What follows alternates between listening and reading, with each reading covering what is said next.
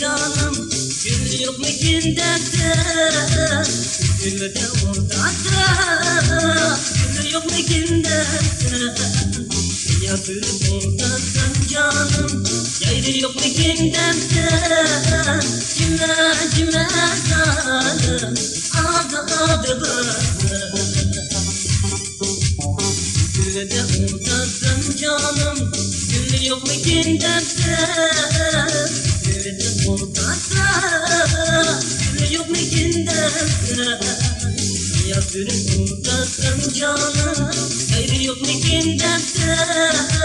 Cime zalim, adı bana.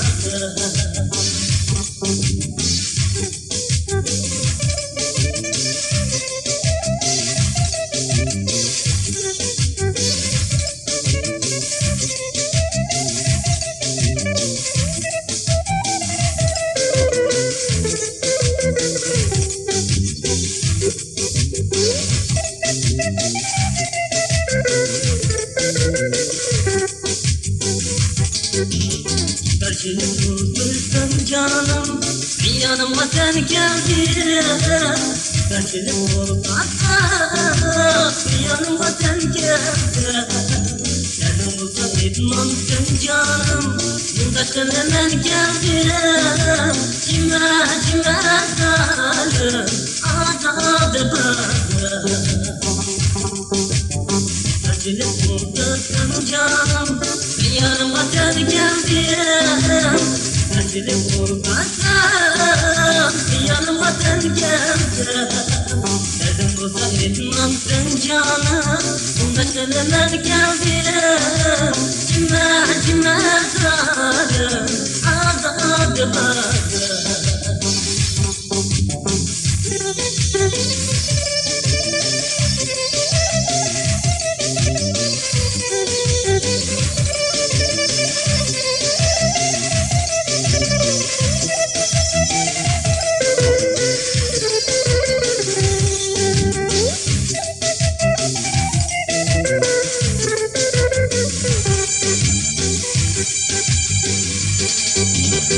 Şimdi tuzağa etmem canım, derdi var mı gündemde? Şimdi tuzağa etmem, derdi var mı gündemde? Gözünde parılıysan canım, derdi var mı gündemde? Cime zalim, adı bana. Şimdi tuzağa etmem canım, derdi var mı gündemde? Şimdi tuzağa etmem, derdi var mı gündemde? Gözüm yakarıysan canım, derdi var mı gündemde? Cime zalim, adı bana.